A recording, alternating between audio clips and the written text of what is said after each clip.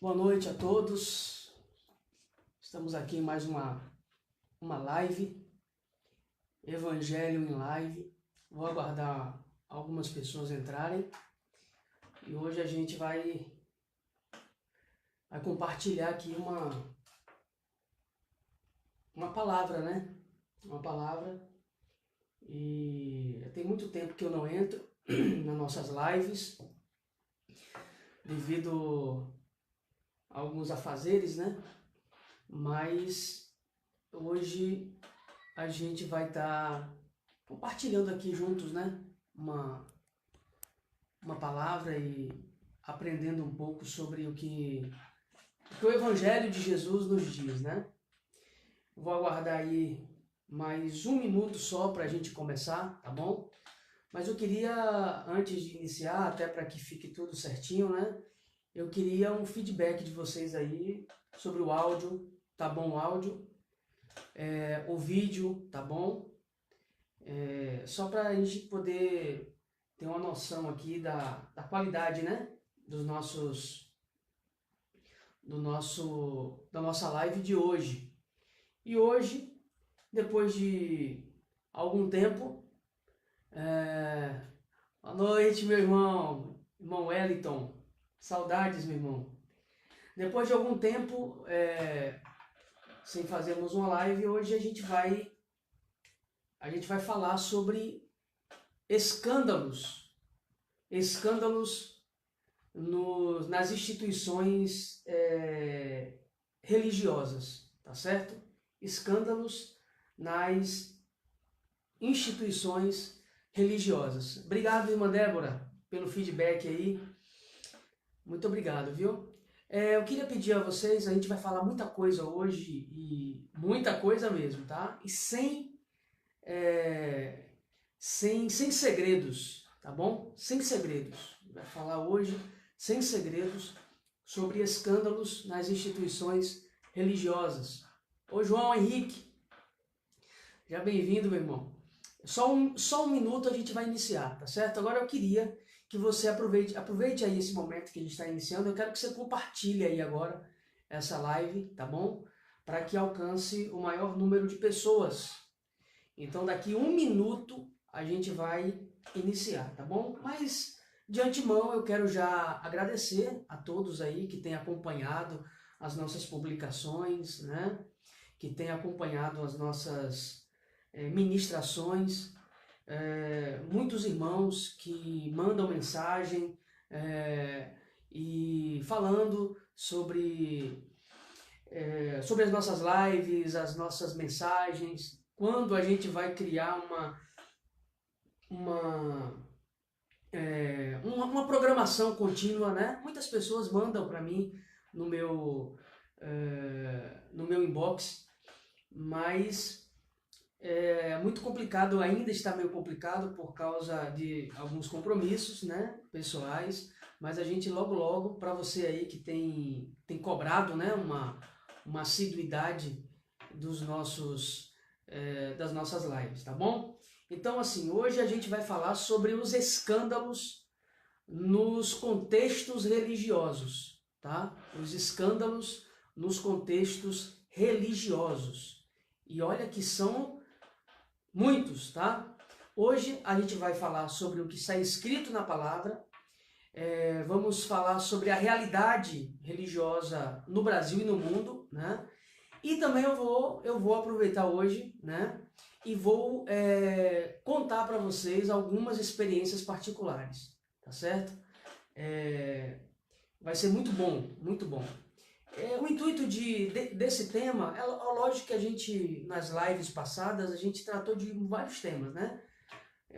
Nós falamos aqui sobre ansiedade nós já falamos aqui sobre depressão, né?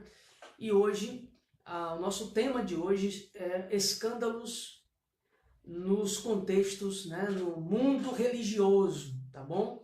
A gente vai tratar desse tema. É um tema bem apimentado, mas é necessário. Os escândalos nas instituições religiosas, tá bom? A gente vai falar sobre isso, tá certo? Enquanto isso, enquanto a gente não inicia, eu quero que você compartilhe esse vídeo, tá? Compartilhe o máximo possível aí, para que a gente possa estar alcançando muitas pessoas, tá bom?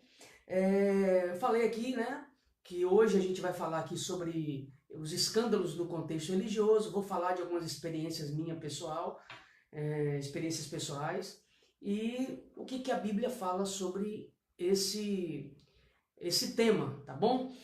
Antes de iniciarmos também, eu quero convidar já você que está aí nos acompanhando nessa programação para amanhã, tá? Estar conosco, né? Lá na Igreja Batista Fé e Graça, aqui em Feira de Santana, você que é de feira, né? Vamos estar juntos. Amanhã vamos iniciar uma série de mensagens sobre os sinais dos tempos, né? Sobre o arrebatamento da igreja, sobre o fim do mundo. A gente vai começar amanhã essa série de mensagens, tá bom? Então vamos iniciar, né? Então vamos iniciar.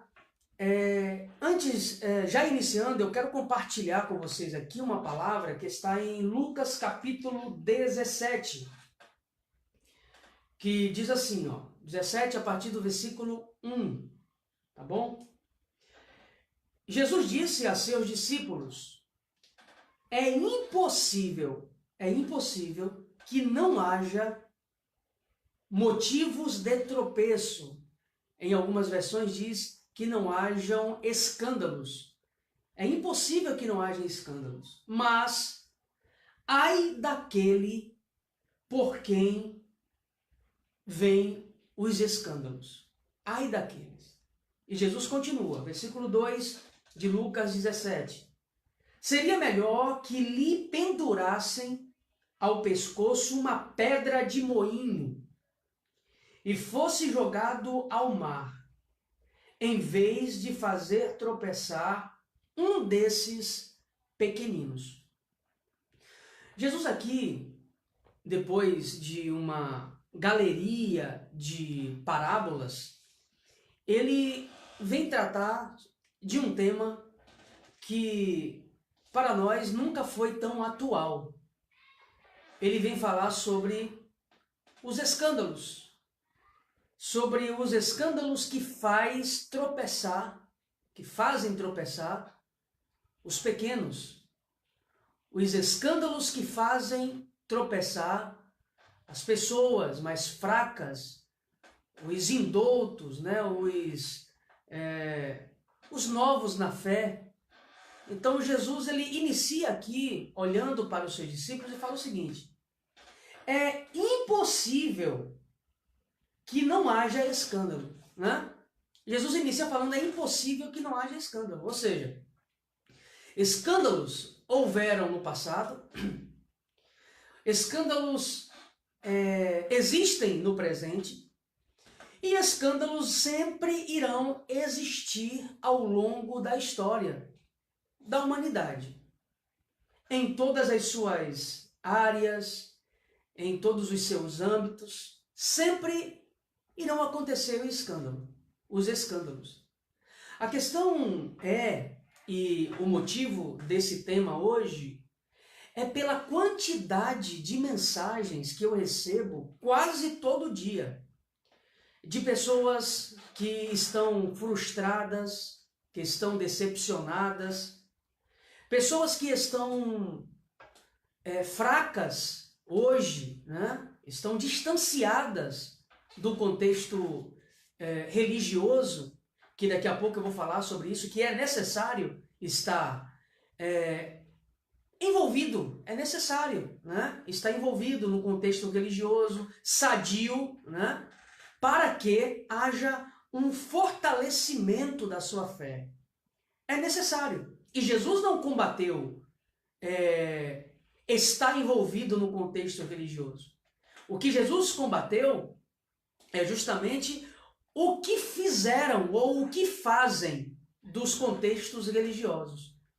Então, a quantidade de pessoas que me procuram no meu Instagram, no meu WhatsApp, no Facebook, de pessoas que estão decepcionadas, que se afastaram do contexto de igreja, pessoas que estão frágeis na fé E repito, é necessário você estar envolvido no contexto de fé, é necessário, né? Mas, principalmente em nosso tempo, em nossos últimos tempos, né?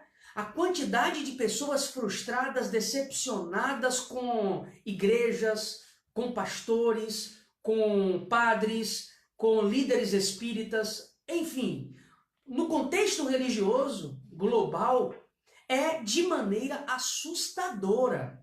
Assustadora. Né? Então, o intuito da nossa conversa hoje é essa. É mostrar para você, para as pessoas que estão frágeis, fracas, decepcionadas, maltratadas, foram abusadas, né? Eu já recebi mensagens de pessoas que me procuraram pedindo orientação, pedindo ajuda, de que foram até molestadas carnalmente, sexualmente por líderes religiosos, né? Então, vamos iniciar. O que Jesus está falando é isso. É impossível que não venha um escândalo. É impossível, né? Aliás, em todos os âmbitos, no contexto profissional, no contexto familiar, no contexto acadêmico, em todos os contextos sempre irão existir escândalos, né? Normal, porque faz parte da humanidade. Agora, o que Jesus fala é o seguinte, no versículo 2, aliás, no versículo 1 ainda, perdão, mas ai daqueles por quem vêm os escândalos, ai daqueles. E ele completa, melhor seria que amarrasse uma mó, sabe o que é uma mó? Um peso. Um peso. Melhor seria que amarrasse um peso no pescoço e se lançasse ao mar do que fazer, desculpa, do que fazer um dos meus pequeninos tropeçarem. Literalmente o que Jesus está falando é melhor que você morra. É melhor que você morra do que fazer tropeçar um pequenino. É o que Jesus está falando. Antes seria melhor que o indivíduo se matasse do que fazer tropeçar um pequenino. E eu repito, pequenino aqui não está se referindo à estatura física, né? E nem o grau de influência social. Pequeninos aqui está se referindo àqueles que ainda estão engatinhando na fé, né?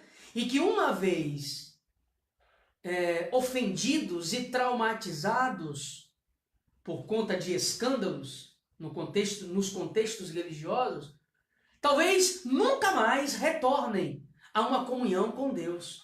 Então isso é muito sério, é muito sério. E o sangue dessas pessoas um dia Deus irá cobrar da vida dos líderes. Então, é isso que Jesus começa a tratar aqui no capítulo 17, do versículo 1 ao 2. Então, nos últimos tempos, temos sido bombardeados. Nos últimos tempos, temos sido bombardeados por inúmeros escândalos envolvendo instituições e líderes religiosos. Não que antes não houvesse, né? Não que antes não houvesse. Nos últimos tempos temos sido bombardeados, né? Mas antes haviam inúmeros escândalos também. A diferença é o avanço das mídias sociais e da capacidade de revelar as informações e multiplicar as informações que têm avançado, né? Então, na época de Paulo, por exemplo, a gente vai falar muito sobre isso aqui hoje. Na época de Paulo, por exemplo, Paulo sofreu, né? Sofreu por conta de homens e mulheres, falsos profetas que se introduziram no meio das comunidades cristãs, trazendo escândalos, né? Comprometendo a fé, mas não chegava além dos destinatários das cartas de Paulo, né? O máximo que chegava era até os destinatários, né? Então hoje, com o avanço da tecnologia, o avanço das mídias sociais, esses escândalos têm sido cada vez mais expostos, Por isso nos dá a sensação de uma quantidade maior de escândalos, né? Uma quantidade maior de escândalos, porque hoje em dia todo mundo tem um celular na mão. Né? Hoje em dia, um acontecimento, em questão de segundos, pode rodar o mundo.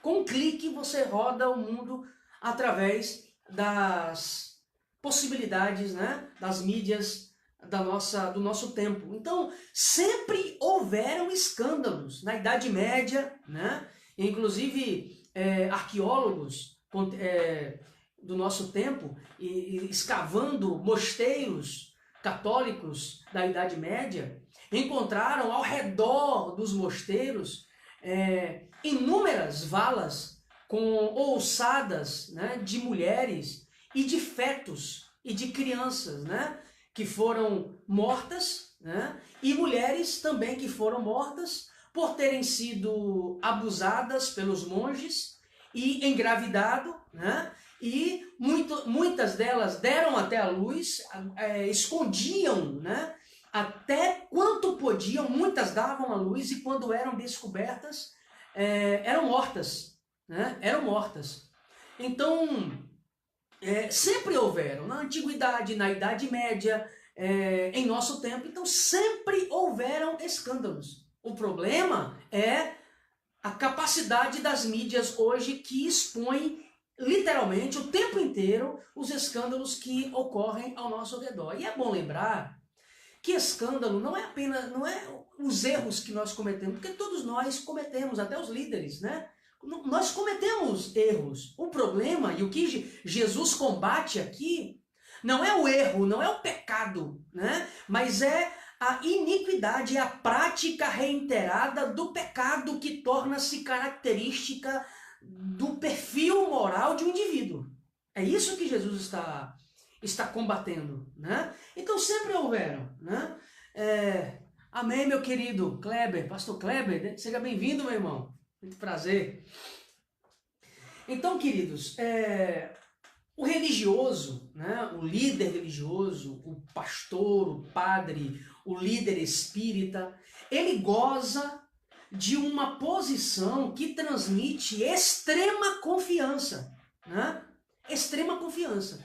Então o líder religioso, ele goza desse status que transmite extrema confiança. Aliás, para o senso comum, ao líder religioso é dado o poder de conduzir a sua própria alma. Queridos, pensa numa coisa profunda.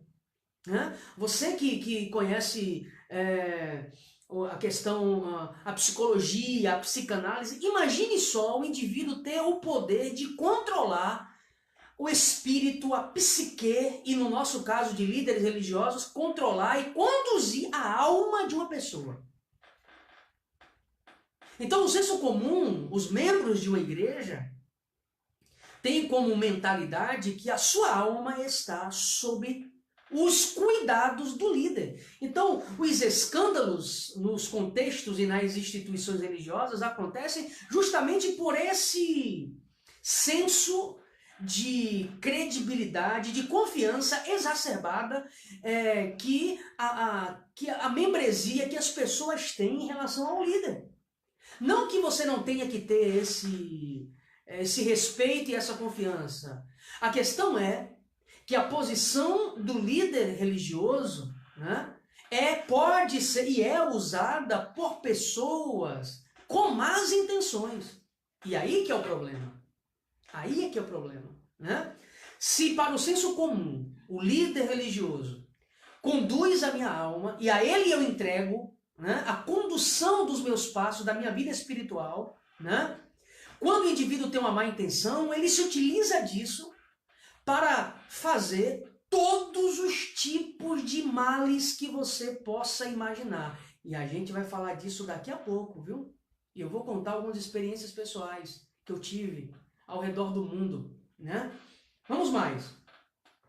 Então isso contribui para que o mal intencionado, para que o líder mau caráter, para que o líder mal intencionado, né, se aproveite das pessoas. em todos os âmbitos, né? Então, eu só estou dando uma introdução aqui. Então, é uma posição que dá uma falsa sensação de poder, como se o indivíduo estivesse acima do bem e do mal. Queridos, a posição de líder religioso dá ao indivíduo uma sensação de poder, de autoridade, que quando não é tratado, quando não é bem intencionado, ele acha que está acima do bem e do mal. Ele acha que nunca vai ser descoberto, ele acha que nunca vai ser revelado, ele acha que nunca vai ser exposto, ele acha que ninguém vai ter coragem de expor. E é verdade. E é verdade. Né? E é verdade. Porque todo o processo, né, de abusos nos contextos religiosos é acompanhado de ameaças, né? Se você falar, Deus vai lhe fulminar. Se você falar, você vai ser repreendido. Se você falar, você vai ser amaldiçoado. Se você contar, você vai ser excomungada. Se você contar para alguém, Deus vai matar sua família. Então, assim, todos os abusos no contexto religioso é acompanhado, né, de ameaças, de acusações, né, de pragas. Então isso é muito complicado. Paz, meu querido Robson, seja bem-vindo, meu irmão. Então, essa posição de líder religioso traz a sensação de estou acima do bem e do mal. Ninguém vai me entregar, ninguém vai me expor, né? Afinal, eu sou o ungido, né? Eu sou o líder. O problema é esse, né? Então, assim, esses escândalos, né? E eu quero falar antes aqui de entrar nos escândalos propriamente ditos, são os motivos. Alguns motivos para que esses escândalos aconteçam e acontecem ao longo da história, né? O primeiro motivo é o que eu acabei de falar. É a má intenção de líderes que se aproveitam da confiança dos membros, das pessoas mais próximas da comunidade ou da sua comunidade, né? E aí se aproveitam tanto para abusos sexuais quanto para abusos financeiros. E eu vou falar também disso daqui a pouco, né? O segundo motivo é a falta de conhecimento do Evangelho. Queridos, estamos vivendo um déficit de falta de conhecimento, déficit é uma falta de conhecimento do Evangelho em nosso tempo, que é assustador. Porque as pessoas, principalmente que estão contidas dentro desses contextos onde mau caráteres, né, estão na liderança, né, as pessoas não são ensinadas o Evangelho. Ensinam as suas ideologias, ensinam os seus pensamentos para manipular, para aprisionar, sequestrar a mente das pessoas. Paz, meu querido Júlio, seja bem-vindo. Sabe? Então, o segundo motivo é esse, a falta de conhecimento do Evangelho. As instituições religiosas, seja ela evangélica, católica, espírita, budista, qualquer que seja, né? Agora, falando especificamente do nosso contexto de cristãos evangélicos, né, que somos, né, um número grande de membros de uma igreja, isso não quer dizer que ali se ensina o Evangelho. Pode ser que se ensina, porque existem igrejas grandes por aí que ensinam o verdadeiro Evangelho. Mas existem megas igrejas por aí que não ensinam o Evangelho.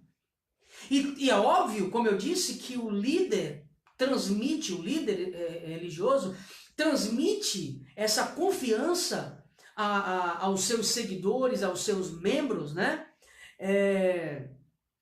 De que estão conduzindo as suas almas, e isso facilita manipular as pessoas e ensinar apenas o que eles querem que seja ensinado. E isso ajuda, né, aos escândalos acontecerem. Tá? Vamos mais. Terceiro, a passividade das igrejas, né? A passividade das igrejas. Ou seja, um dos motivos que tem ajudado esse contexto, nos contextos religiosos, os escândalos acontecerem, é a passividade da igreja.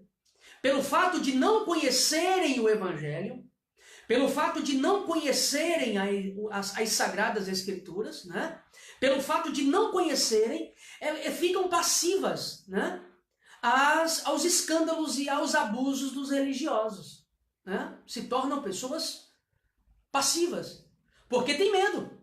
Tem medo porque foi inculcado de que você não pode tocar no ungido, de que você não pode denunciar um homem, entre aspas, santo, né? E a gente vai entender hoje aqui o que Paulo diz, o que Jesus fala sobre a posição de um cristão em relação a líderes religiosos mau caráter. A gente vai falar sobre isso daqui a pouco, né? Mas esse estado, essa postura de passividade dos membros, né, das ovelhas, isso fortalece o mau caráter, fortalece o falso profeta, fortalece as pessoas, os indivíduos com más intenções, e isso facilita com que os escândalos venham a acontecer, tá? Então nós falamos aqui sobre 3 motivos. Primeiro é a própria posição do líder religioso, do líder religioso, que o mau caráter se utiliza para fazer os seus atos imorais, né? Segundo motivo é a falta de conhecimento do Evangelho, porque as pessoas não se preocupam em estudar a palavra, estudar a Bíblia, mas apenas escutam, né? Escutam. Como na Idade Média. A Bíblia era lida em latim, que era uma língua que os camponeses, as pessoas, as pessoas comuns, o senso comum não entendia nada o que o líder religioso, e naquela época eram os padres que ensinavam daquela maneira, né? Então eles liam em latim, o pessoal não sabia nem falar quase, né, as suas próprias línguas, iam entender a Bíblia em latim, não. E isso facilitava ser ensinado aquilo que convinha às doutrinas daquela época, né? E a passividade, não toque no ungido. Ungido não é líder religioso. Ungido não é líder religioso. Ungido é você, sou eu, todos nós, todo cristão que entregou a sua vida a Cristo, recebeu o Espírito Santo, é um ungido do Senhor. Todos, tá? Amém, Adiel, meu querido. Seja bem-vindo, meu irmão. Saudades, viu? Vamos mais. Então vamos falar aqui sobre esses escândalos. Quais escândalos têm tomado e têm sido mais frequentes, né? Escândalos financeiros, né? E aí eu estou falando aqui de todas as religiões, e óbvio que eu vou me deter ao nosso contexto, mas em todas tem, né? Para você ter uma ideia, eu estava lendo um artigo há pouco tempo que diz o seguinte: cada santo da Igreja Católica, cada santo, né, produz um lucro de 2 milhões de dólares por ano, cada um. Cada novo santo que surge, né, produz um lucro de mais de 2 milhões de dólares ao Vaticano. Imagine, né? E isso é um mercado que é um bom mercado e uma boa área financeira que eles investem, né? No contexto evangélico, nem se fala. Porque muitas vezes a gente critica realmente, né, algumas coisas contidas dentro do contexto católico e outras coisas que merecem os nossos aplausos, né? Mas no contexto evangélico não fica atrás. Os escândalos religiosos que na área financeira que surgem a cada dia é de sobremaneira terrível. Terrível. Ou são terríveis, né? Por quê? As megas igrejas são usadas por homens e mulheres dominadores. Homens e mulheres dominadores, né? Onde usam do domínio sobre o povo para enriquecer, tendo apenas o lucro como única motivação, né? E aí eu vou repetir o que eu falei no início. Existem megas igrejas ao redor do Brasil e do mundo que são sérias? Existem. Existem. Claro que existem. Né? Mas as megas igrejas ao redor do mundo são terrenos férteis para os escândalos financeiros, né? Porque se utiliza desse poder sobre as pessoas e a articulação, a boa oratória, a capacidade de conduzir e de controlar as pessoas para enriquecer, para proveito próprio. Para proveito próprio. E aí, queridos, eles usam todo tipo de artimanha que você imaginar. Eu já falei aqui uma época sobre o período da Idade Média, quando... logo o período ali da Reforma, pré-Reforma, né? O período da pré-Reforma foi marcada pela construção da Basílica de São Pedro no Vaticano, né? Então, naquele período da pré-Reforma, né, eles vendiam todo tipo de objetos que você imaginar. A Igreja Católica vendia todo tipo de objeto. Vendiam crânios dizendo que era de João Batista, né? E as pessoas pagavam preços altíssimos, né? Ou seja, vão ter um pedaço de João Batista em sua casa, uma coisa absurda, né? Vendiam pedaços de madeiras dizendo que eram pedaços da cruz de Cristo, né? Eram os arquétipos religiosos como sendo materialização da presença de Deus em seus lares, né? Eles vendiam pregos, cravos, dizendo que eram os cravos, os pregos que tinham transpassado o nosso Senhor Jesus. Agora imagine quantos pregos foram vendidos, né? E as pessoas, né? Se hoje tem pessoas que acreditam nisso, imagine naquela época, né? Que as informações não eram tão grandes, né, como nós em nosso tempo. Então imagine, eles acreditavam mesmo. Então 20 mil pessoas iam para Jerusalém ou iam para o Vaticano, e 20 mil pessoas saíam, cada uma com um crânio na mão, e acreditavam que aquele crânio era de João Batista. Imagine se hoje o povo acredita, né? A Igreja Católica fazia isso, né? Porém, a Igreja Evangélica, no nosso tempo, está fazendo coisas piores.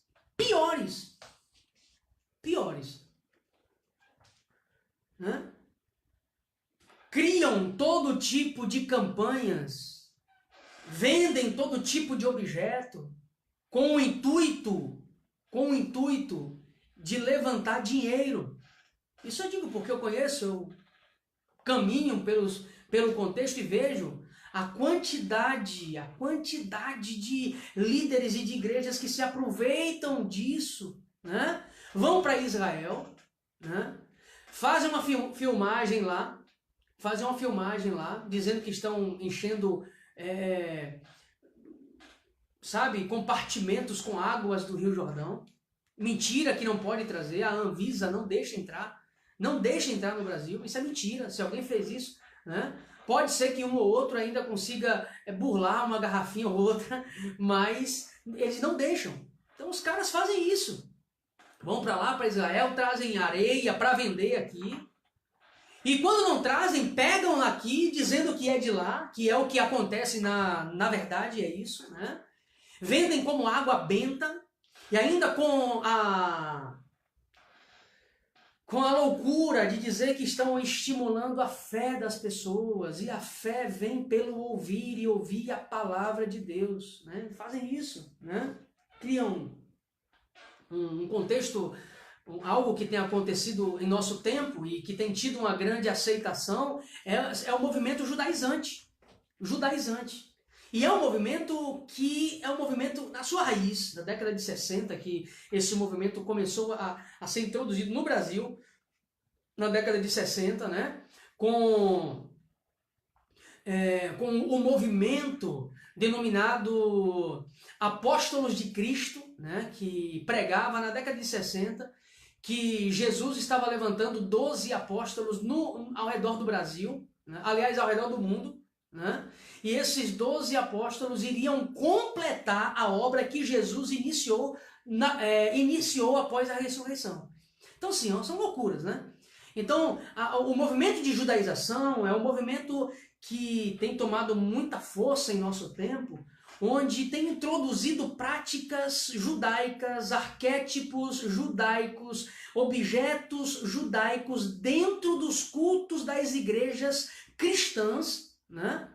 Loucura, dizendo que esses costumes, essas festas judaicas, esses arquétipos judaicos são meios de celebrar a Deus e meios de alcançar bênçãos e vitórias. Quem aqui nunca viu uma arquinha da aliança vendendo por aí? Quem nunca viu? Né? Quem nunca viu uma fita de Efraim vendendo por aí? Quem nunca viu? Quem nunca viu? Né? Quem nunca viu vendendo uns cartiçaizinhos de pequeno de milagre? Quem nunca viu? Né? Então, assim, são esses mecanismos, e quando não, introduzem até práticas de culto judaico dentro das igrejas cristãs. São apóstatas. São apóstatas.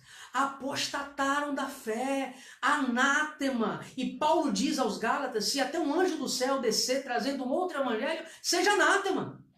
Seja anátema.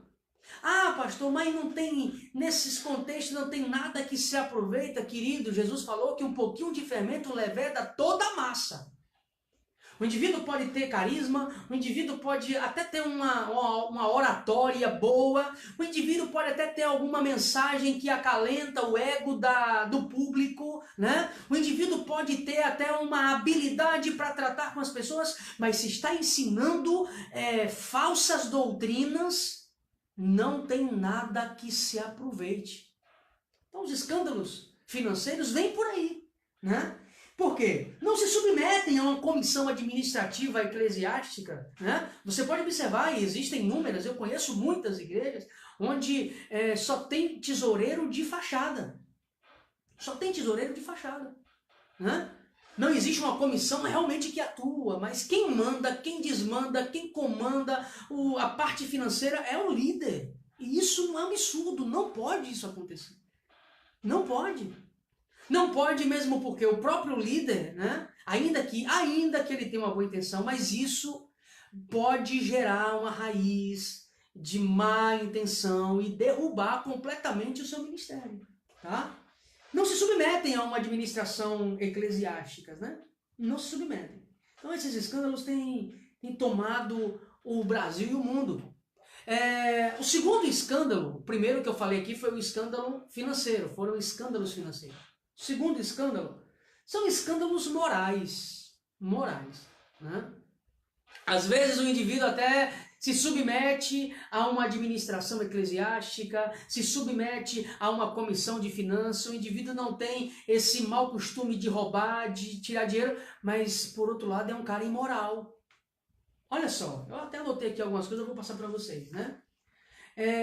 Aliás, o nosso tempo foi marcado por grandes escândalos. Na Igreja Católica, por exemplo, o maior escândalo da Igreja Católica envolve 300 padres e mais de 1.000 crianças. Mais de 1.000 crianças, tá? Mais de 1.000 crianças foram abusadas por 300 padres nos Estados Unidos, no que já é considerado o maior escândalo da Igreja Católica nos Estados Unidos. Inclusive o Papa Francisco há pouco tempo reuniu a cúpula do Vaticano para tratar sobre isso, né? Em um dos casos, que é o mais chocante e vai chocar você, né? Um padre estuprou uma menina de 7 anos em um hospital após a criança ser operada. Imagine, mais de 300 crianças, né? Há pouco tempo foi descoberto esse escândalo, né? Estourou esse escândalo nos Estados Unidos, né? O caso mais recente no Brasil, no contexto religioso, é o caso de João de Deus, né? Mais de 200 mulheres já denunciaram o autoproclamador curador espiritual João Teixeira de Faria, mais conhecido como João de Deus. Eles denunciaram por abusos sexuais. As alegações incluem estupros e atos sexuais durante sessões individuais em que o médium, né, alegava estar usando seus poderes sobrenaturais para curá-las, né? Nós fomos aí e ficamos estupefatos, né, em nosso tempo por causa desse escândalo aqui no Brasil. Mais de 200 mulheres já o denunciou. Então, são escândalos que acontecem todo dia, né? Então, falei aqui da Igreja Católica, do caso de João de Deus, e no contexto evangélico, né? Pastores, todos os dias nós somos surpreendidos por inúmeros líderes evangélicos que, tudo isso que eu falei aqui dos padres e de João de Deus, fazem a mesma coisa ou pior, porque muitos até matam. Eu conheço o caso, né? Eu conheço o caso de pessoas que até depois, né, de serem abusadas, foram ameaçadas de morte por líderes, por pastores, líderes cristãos evangélicos, né? Então, na Igreja Católica existe. No contexto espírita existe. E no contexto evangélico existe muito. Muito. Né? Paz, pastor Rigonato. Seja bem-vindo, meu querido. Irmã Renilda. Né? Então, no contexto evangélico, todo dia a gente se depara com uma situação vexatória. São líderes, né? E eu digo isso porque eu passei 12 anos da minha vida viajando, pregando no Brasil, fora do Brasil, e eu tive o desprazer de presenciar, né, e de saber de situações terríveis. Pastores de mega igrejas, né, em São Paulo, mega igrejas em São Paulo, né, foi pregar comigo em um congresso. E eu descobri depois que todas as vezes que ele ia, todas as vezes que ele ia, ele já mandava o líder que o contratava, que o convidava, levar para o quarto do hotel que ele ficava, deixar lá 2 prostitutas. Então o cara passava a noite inteira, né, se prostituindo e bebendo, e no outro dia de manhã cedo estava pregando. E eu descobri isso, coisas absurdas que acontecem, né? Líderes religiosos que ao redor do Brasil são conhecidos como grandes pregadores, né? E se prostituem o tempo inteiro, né? Vivem uma vida de prostitutos mesmo, né? E muitas vezes são aclamados pelo povo. Por quê? Porque o povo fica dominado, o povo fica controlado, o povo é controlado por ele ou por ela, né? Por quê? Porque o indivíduo tem uma boa mensagem, o indivíduo fala bem, o indivíduo tem uma proeminência, o indivíduo é conhecido, e aí se submete a esse tipo de coisa. Sabendo que a Bíblia diz, Paulo escrevendo aos Romanos no capítulo 1, que digno de juízo são aqueles que cometem e aqueles que apoiam, que estão ao lado, irão pagar o mesmo preço. O mesmo preço, né? Líderes aí que têm escândalos o tempo inteiro, né? Aqui em Feira, por exemplo, é terrível, que líderes agora explodiu aí, um líder que engravidou uma pessoa aqui em Feira, né? Uma membro da igreja, e o cara ainda, sabe, e outros tantos ao redor do Brasil que vivem assim, e as pessoas vivem enganadas e aclamam essas pessoas como sendo os líderes espirituais, sendo que Jesus diz que dos tais nem mesmo comais. Jesus fala que esses caras aí, mau caráter, não devem nem você se sentar à mesa para comer com eles. É isso que a Bíblia fala, né? Então é um absurdo, homens e mulheres aí, eu já cansei de chegar em lugares de pregar e me deparar com situações vexatórias, né? Homens e mulheres, líderes, né, que hoje estão até no Congresso, na Assembleia Legislativa Federal, né, e que por onde andava, pintava e bordava, e a gente sabe das coisas, né? Então uma coisa absurda, né? Então, católicos, espíritas e evangélicos, todos, infelizmente, vivem essa realidade dos mau caráteres, falsos profetas, né? Vamos mais. O que Jesus falou sobre eles, né? Não adianta o que eu falo, o que você pensa, o que importa é o que Jesus achou, o que Jesus falou, né? Em Mateus 12, 34, Jesus, olhando para os religiosos da época, aqueles que controlavam, que manipulavam as pessoas, o tratamento de Jesus com eles era: raça de víboras, como podeis vós dizer boas coisas, sendo maus? Olha que interessante. Não importa se o indivíduo fala bem, se a pessoa fala boas coisas, sendo que no interior é mal. Olha o que Jesus fala: raça de víboras. Vocês falam bem, falam boas coisas, mas são maus. Pois do que há em abundância no coração, disso fala a sua boca, né? Para muitos cristãos evangélicos, né, e alguns fundamentalistas, isso seria uma linguagem inaceitável hoje, né?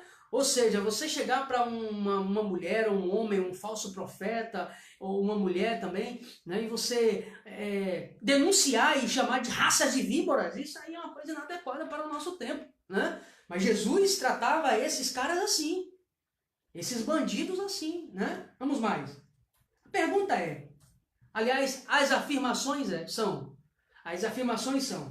não devemos trabalhar com eles, tá? Não devemos nos associar a eles. Vamos mais? Aqui é o que não sou eu que estou falando, é a Bíblia.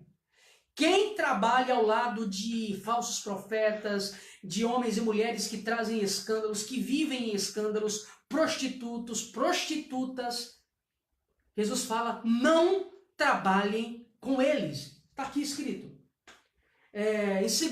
Aliás, Paulo falando na segunda carta aos Tessalonicenses 3,6. Mando-vos, porém, irmãos, em nome do Senhor Jesus, que vos aparteis de todo o irmão, todas as pessoas que comungam da mesma fé que você, pelo menos de maneira verbal, né? E anda desordenadamente. Olha só o que Paulo está falando. Esses bandidos, esses falsos profetas, Paulo está falando: não andem com eles. Não andem, senão vocês estão debaixo do mesmo juízo. Está aqui. E nem segundo a doutrina que eles ensinam. Está lá em 2 Tessalonicenses 3,6. Está escrito, né? Devemos nos afastar daqueles cuja doutrina e conduta não estão de acordo com a palavra de Deus. Temos que nos afastar, né? E eu repito, não estou falando aqui de erro, estou falando de iniquidade, de prática reiterada de iniquidade, né? O contexto mostra claramente que a obediência à sã doutrina é o que Paulo tem em mente, pois ele diz: se alguém não obedecer esta palavra, a palavra de Deus, notai, observai o tal, né? Paulo fala, né, lá no capítulo 3, versículos 14 e 15 de 2 Tessalonicenses, né? Notai, observai o tal, e não vos mistureis com ele, para que não se envergonhe. Queridos, precisa desenhar isso aqui. Precisa desenhar isso aqui. Se afaste deles para que não vos enganeis, para que não se envergonhe, né? Todavia, não o tenhais como inimigo, né? Não que você tenha inimigo, mas admoesta-o como irmão, mas se afaste. Se afaste porque você está debaixo da mesma maldição, Paulo admoestou também Timóteo, dizendo lá em 1 Timóteo 6, 3 ao 5, né? Afasta-te de quem não conforma com a sã doutrina, com a sã palavra, com as sãs palavras do nosso Senhor e Salvador Jesus Cristo, e com a doutrina que é segundo a piedade. Então, em todo o tempo, Jesus está falando, e a palavra de Deus, Paulo está falando: se afaste, se afaste, se afaste dos tais, senão você vai estar sujeito ao mesmo juízo. Então, não devemos nem trabalhar com eles. Segunda afirmação: não devemos recebê-los em nossa casa. Que Querido, você quer ver como é que você trata uma... Faça um exercício, né? Pense aí em um pseudo homem de Deus. Um homem de Deus, né? Que você tem como homem de Deus. Para pensar assim, eu tenho coragem de deixar ele sozinho com a minha filha? Eu tenho coragem de deixar ele sozinho com a minha esposa? Ela. Eu tenho coragem de deixar ela sozinha com o meu marido? Por 5 minutos. Eu tenho coragem de deixar ela sozinha com o meu filho? Faça esse exercício, essa aplicação. E você vai descobrir quem é da sua confiança ou não. É muito simples. E aí, o que a Bíblia fala é que não devemos nem recebê-los em nossa casa. Se alguém vem ter convosco e não traz essa doutrina e não o recebais em casa, nem tampouco saudais. O povo gosta, eu vou já, né? Quem prega a bênção sem cobrança, não pregando contra o pecado, já cai na graça do povo. Verdade, pastor. Verdade, pastor. Verdade, pastor Leonardo. Então, nem mesmo os saudais. Não há dúvida sobre quem João está falando, né? Lá no versículo 9 de 2 João, do capítulo... de 2 João, no versículo 9, fala assim: todo aquele que prevarica e não preserva a sã doutrina, se afaste ou está cometendo o mesmo pecado. Simples, é simples assim, né? Então, por rádio, televisão, leitura, os falsos profetas são levados para as casas de muitos cristãos de hoje.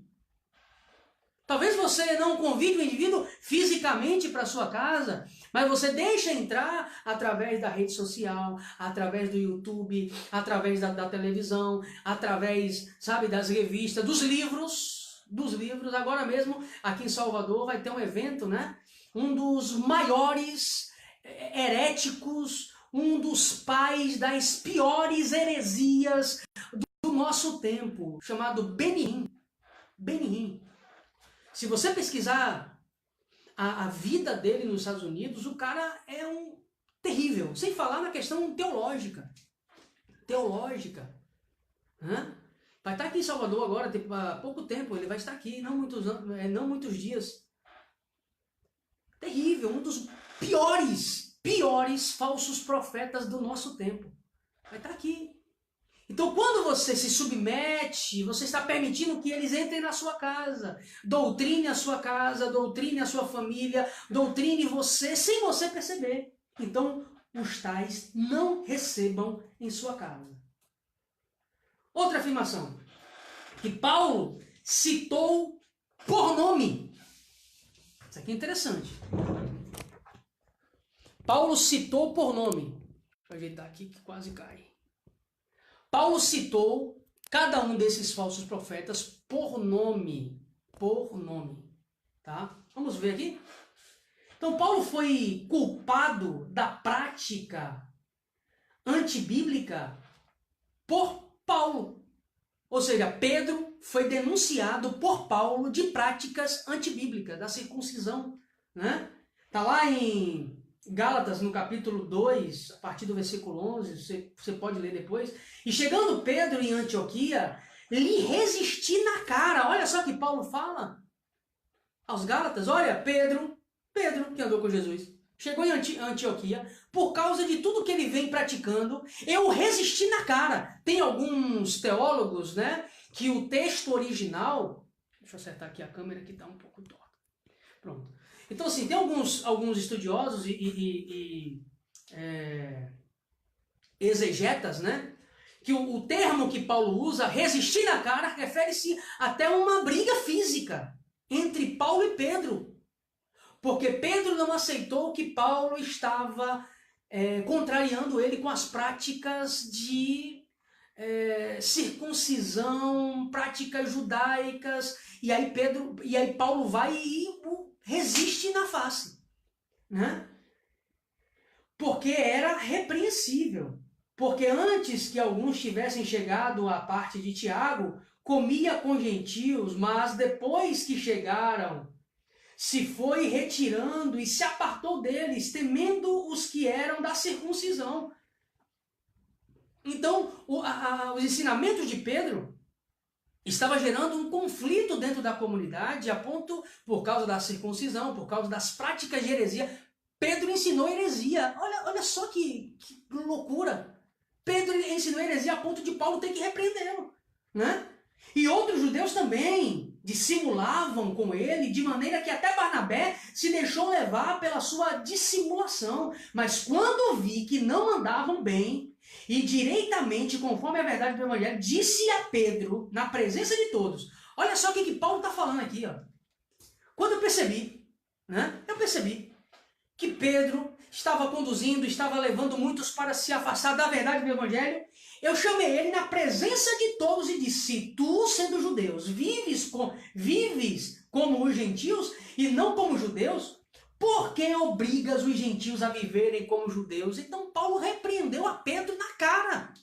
Ou muda ou pede para sair. A conversa é uma, né? Ou muda ou entrega o nome de cristão. Ou muda ou entrega o nome de cristão. A questão toda gira em torno da salvação.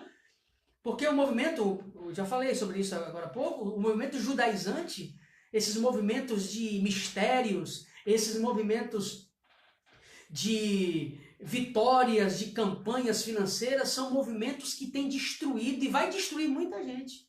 E vai destruir muita gente, né? Então, a segunda afirmação que eu quero trazer para vocês é que Paulo citou Pedro publicamente. A terceira afirmação, e já estou encerrando por hoje, né? Paulo citou por nome. Por nome. Paulo citou por nome. Olha só.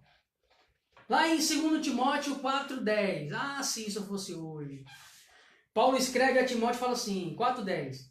Porque Demas me desamparou. Ele citou o nome de Demas aqui. Amando o presente mundo, se afastou da verdade. Aqueles que abandonam a causa de Cristo para a vida mundana, né? Ou vivem mundanamente dentro do contexto cristão, né? Paulo citou Himeneu e Alexandre. Está lá em 1 Timóteo, Paulo, a gente precisa tê-lo como espelho, naquilo que ele se parece muito com Jesus, porque Jesus entra no templo, quebra tudo e chama todo mundo de ladrão, né? Você tem coragem de fazer isso? Lá na igreja que você congrega, não sei. Existem essas práticas? Você tem coragem de denunciar? Não sei se lá tem. Mas se tiver, se você permanece e não se importa com isso, você é conivente. É coautor do crime, né? Então Paulo cita Himeneu e Alexandre. Paulo disse a Timóteo, a militar, por elas boa milícia, conservando a fé e a boa consciência, a qual alguns, rejeitando, fizeram o naufrágio na fé. E entre eles foram Himeneu e Alexandre, os quais entreguei a Satanás. Olha aqui que Paulo fala, para que aprendam a não blasfemar. Paulo diz que dois obreiros, Himeneu e Alexandre, que estavam dentro do contexto da igreja, né, e começaram a ensinar heresias e se afastaram do evangelho. E Paulo fala, entreguei a Satanás, para aprender a não blasfemar, né? Vamos mais. Paulo citou Himeneu. Esse Himeneu era problema, viu? Porque Paulo cita Himeneu na primeira carta e na segunda carta a Timóteo, né? Ele citou o nome de Himeneu e Fileto, né? E disse também a Timóteo para procurar ser aprovado, que ele poderia ser capaz de manejar bem a palavra da verdade, mas evita os falatórios profanos, evita estar estimulando as pessoas às práticas profanas, às heresias, evita, isso que Paulo está falando a Timóteo, né? Porque produzirão maior impiedade. E a palavra desses roerá como gangrena. Rapaz, querido, olha, isso é muito forte. Paulo está falando aqui que as falsas doutrinas, o falso evangelho rói como gangrena. Sabe o que é uma gangrena? É um câncer, uma ferida aberta que vai comendo por dentro e você muitas vezes nem percebe que está sendo destruído por dentro, mas está. Paulo fala, os quais, a palavra roerá como gangrena, entre os quais são Himeneu e Fileto, os quais se desviaram da verdade, dizendo que que a ressurreição era já feita e perverteram a fé de alguns. A falsa doutrina derruba a fé de alguns. Então, aqueles que estão a proclamando devem ser expostos. Aqueles que ensinam falsas doutrinas, falso evangelho, devem ser expostos, tá? Ou se convertem, ou mudam de atitude, ou devem ser expostos. Está aqui. Paulo cita Alexandre, cita Himeneu, Fileto. Então Paulo citou Alexandre o latoeiro. Olha só, o latoeiro. Alexandre o latoeiro causou-me, lá em 2 Timóteo capítulo 4, versículo 14 e 15. Alexandre o latoeiro causou-me muitos males, o Senhor lhe pague segundo as suas obras. Tu, guarda-te também dele. Olha só o que Paulo fala, ele me causou muitos problemas, ele destruiu muitas pessoas. Tome cuidado com ele, Paulo está falando aqui com Timóteo, porque resistiu